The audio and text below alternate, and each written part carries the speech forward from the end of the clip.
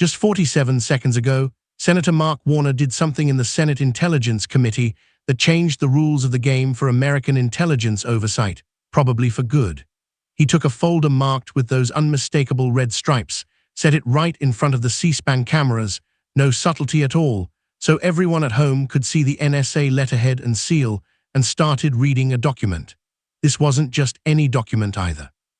Director of National Intelligence, Tulsi Gabbard, had just sworn under oath that this exact thing didn't exist. Inside this folder, an internal NSA memo from April 24, 2025, describing how Gabbard personally stopped the distribution of sensitive intelligence about foreign operatives talking about someone in Trump's orbit. But honestly, that wasn't even the moment Gabbard lost all color in her face. You could see it. Her face just drained out in 3 seconds. Every camera caught it. The real blow came when Warner pulled out a second document, a whistleblower complaint, dated today, filed by an NSA analyst. This analyst claimed Gabbard herself took classified intercepts straight to Trump's chief of staff and told the agencies to bury the rest. The hearing itself was supposed to be nothing special, just the usual annual oversight routine, budget talk, operational updates, senators pretending to dig deep, while the intelligence chief served up pre-cooked answers. Gabbard showed up at 9:32, exactly 18 minutes early, flanked by 4 lawyers. Their briefcases were probably stuffed with answers to every predictable question about staffing, budgets, counterintelligence, you name it. For the first couple hours, everything went by the book. Republicans praised her for rooting out so-called deep state corruption and protecting America. Democrats pressed her on the tough stuff, why she fired so many career officers, her weird cameo at the FBI raid in Georgia, why Congress hadn't gotten certain documents. Gabbard parried every question with that perfect bureaucratic deflection: can't comment, ongoing investigation, privacy protections, operational efficiency. It was like watching someone play chess with themselves. Then at 11:47, Chairman Tom Cotton handed the mic to Warner, and you could feel the tension shift. Everyone knew Warner didn't show up with classified docs unless it was going to get ugly. He's the guy who built tech companies before politics, and for 6 years, he's been ruthlessly exposing people who try to twist the truth. When he opens a folder, people start updating their resumes. That manila folder sat on his desk, those red markings clear as day. Gabbard spotted it, her eyes flicked to it for just a moment before she forced herself to look back at Warner. If you were paying attention, you saw the flicker of worry cross her face, a tiny moment, but it said everything. Warner started, calm and steady, like he already knew how it would end. Director Gabbard, I want to discuss NSA intelligence distribution protocols, specifically about intercepted foreign communications involving U.S. persons. Gabbard adjusted her collar, a classic stress move. Of course, Senator, the intelligence community has the strictest protocols for classified materials, especially signals intelligence that could reveal sources and methods. Excellent, Warner replied, and you could sense the trap closing in that one word. So when NSA intercepts foreign communications, there are established procedures for distributing that intelligence to appropriate officials. She nodded, still looking confident, but not for much longer. Absolutely, we have standardized protocols, strict need-to-know rules, comprehensive oversight. And if the Director of National Intelligence decided to bypass those protocols, Warner continued, slow and careful, there would be clear documentation of that, right? Correct, Gabbard said, not realizing yet that she'd already stepped into his web. Every deviation requires justification. These systems prevent political interference with intelligence. Warner opened his folder like he was starting a show. Director Gabbard, have you seen NSA Signal Intelligence Report 2020-50-423? For the first time, Gabbard looked honestly rattled. Her eyebrows pulled together, her mouth moved, but no sound came out at first. Senator, unless I can check the classification, I can't discuss specific intelligence in public. Warner barely let her finish. He held up a document, shaking it just enough for everyone to see. Let me help you out. This is an internal memo from NSA Deputy Director Timothy Kosoba to your office, April 24, 2025.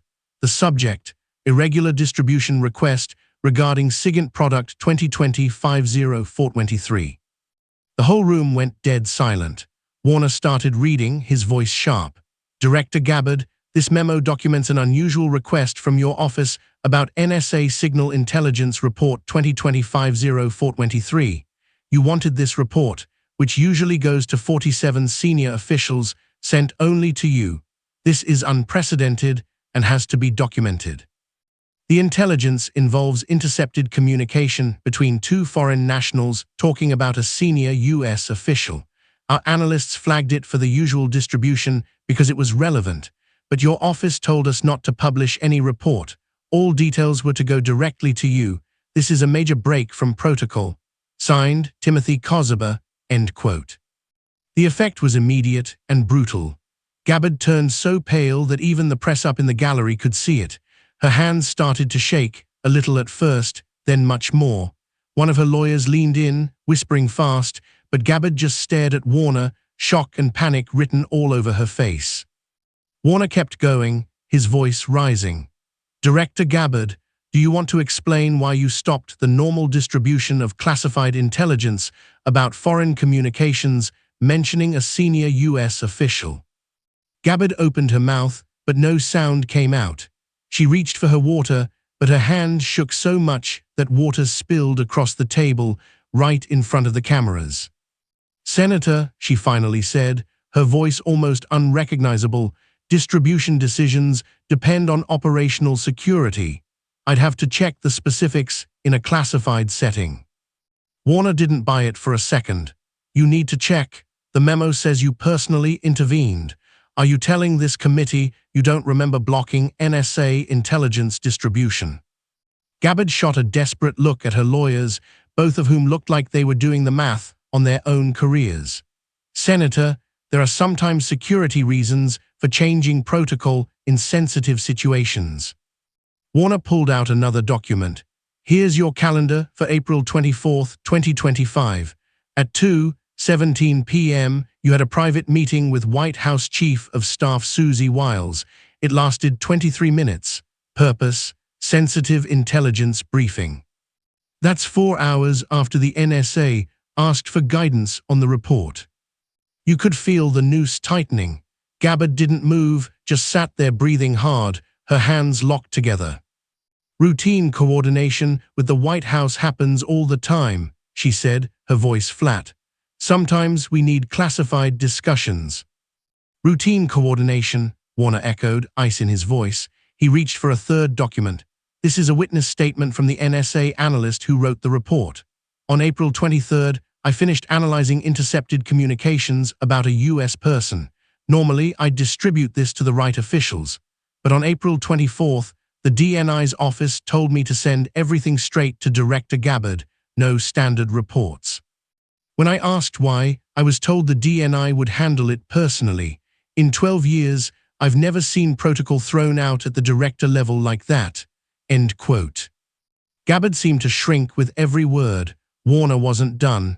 Director, this analyst says you blocked intelligence about foreign communications from reaching the usual officials. Instead, you took it straight to the White House. Is that true? She tried to stand up, her chair scraped, her face twisted with anger and desperation. I won't let you twist normal operations with cherry-picked, out-of-context details. Sit down, Director, Chairman Cotton barked. Gabbard sat, hands shaking. Warner pulled out his last document, the one everyone would remember.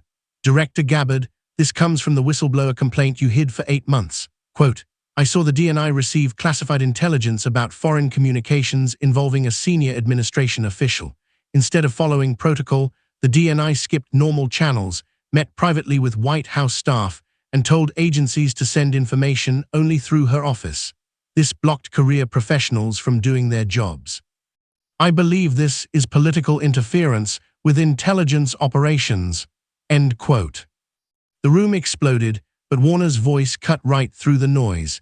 Director Gabbard, you took classified intelligence about foreign operatives talking about someone close to Donald Trump. You ignored security protocol, hand-delivered it to Trump's chief of staff, and then buried the whistleblower complaint for 8 months. That's not managing intelligence. That's obstruction of justice. She didn't move, couldn't answer. Her career was finished, destroyed by documents she thought would stay buried. "I move all documents be entered into the record," Warner said, looking straight at the cameras.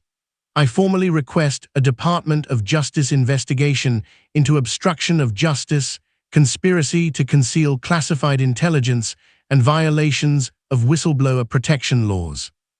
The hearing rolled on. Other senators asked about budgets, but nobody cared. The clip went viral. Legal experts compared it to Watergate.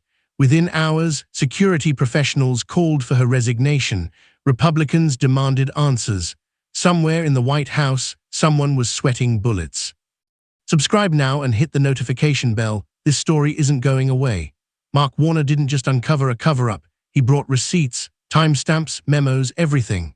America's intelligence chief turned her office into a shield for Trump, burying foreign intelligence for politics. 47 seconds that proved Tulsi Gabbard picked Trump over the Constitution. And Warner says there's more coming, more hearings, more documents, more bombshells on the way.